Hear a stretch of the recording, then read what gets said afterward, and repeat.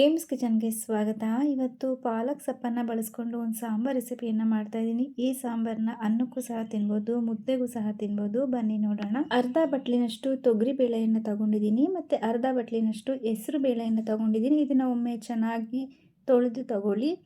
ಇದಾದ ನಂತರ ಪಾಲಕ್ ಸೊಪ್ಪನ್ನು ಸಣ್ಣದಾಗಿ ಕಟ್ ಮಾಡಿ ತಗೊಂಡಿದ್ದೀನಿ. 1 ಕಟ್ಟಷ್ಟು ಪಾಲಕ್ ಸೊಪ್ಪನ್ನು ತಗೊಂಡಿದ್ದೀನಿ.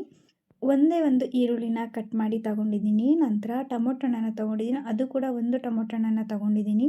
ನಂತರ ಬೆಳ್ಳುಳ್ಳಿಯನ್ನು ತಗೊಂಡಿದ್ದೀನಿ. 1 ಗೆಡ್ಡೆಯಷ್ಟು ಬೆಳ್ಳುಳ್ಳಿನ ಸಿಪ್ಪೆ ತೆಗೆದು ಸುಲಿದು ಸೇರಿಸಿದ್ದೀನಿ. ಸಣ್ಣದಾಗಿರೋದು 1 ಗಡ್ಡೆಯಷ್ಟು ಬೆಳ್ಳುಳ್ಳಿ, 1/4 ಚಮಚದಷ್ಟು ಅರಿಶಿನವನ್ನು ಸೇರಿಸಿದ್ದೀನಿ ಮತ್ತು ಸ್ವಲ್ಪ ಉಪ್ಪು ಮತ್ತು ಸ್ವಲ್ಪ ನೀರು ಹಾಕ್ಕೊಂಡಿದ್ದೀನಿ. ಅಷ್ಟೇ, ಜಾಸ್ತಿ ನೀರನ್ನು ಸೇರಿಸ್ಕೋಬೇಡಿ, ಸ್ವಲ್ಪ ನೀರು ಹಾಕ್ಕೊಳ್ಳಿ ಅಷ್ಟೇ.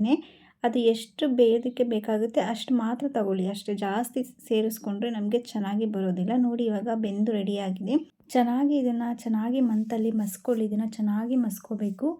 ನಾನು ತೊಗರಿಬೇಳೆನ ಅರ್ಧ ಮತ್ತು ಹೆಸರುಬೇಳೆ ಅರ್ಧ ಯಾಕೆ ತಗೊಂಡೆ ಅಂದರೆ, ಹೆಸರುಬೇಳೆ ತುಂಬ ಬೇಗ ಬೇಯುತ್ತೆ, ತೊಗರಿಬೇಳೆ ಸ್ವಲ್ಪ ಲೇಟಾಗಿ ಬೇಯುತ್ತೆ. ಹಾಗಾಗಿ ನಮಗೆ ತಿನ್ನಬೇಕಾದ್ರೆ ಸ್ವಲ್ಪ ಬಾಯಿಗೆ ಕಾಳು ಸಿಗ್ತಾಯಿದ್ರೆ ತುಂಬಾ ಚೆನ್ನಾಗಿರುತ್ತೆ.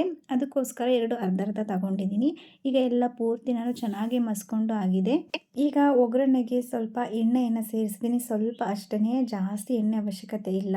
ಎಣ್ಣೆ ಕಾದ ನಂತರ ಸ್ವಲ್ಪ ಸಾಸಿವೆಯನ್ನು ಸೇರಿಸಿದ್ದೀನಿ. ನಂತರ 3 ಎಸಳು ಬೆಳ್ಳುಳ್ಳಿನ ಸಿಪ್ಪೆ ಸಮೇತನೇ ಜಜ್ಜಿ ಸೇರಿಸಿದ್ದೀನಿ. ನಂತರ ಒಂದೇ ಒಂದು ಒಣಮೆಣಸಿಕಾಯಿ ಮತ್ತು ಹಸಿ ಕರ್ಬೇವಿನ ಸೊಪ್ಪನ್ನು ಸೇರಿಸ್ಕೊಂಡಿದ್ದೀನಿ.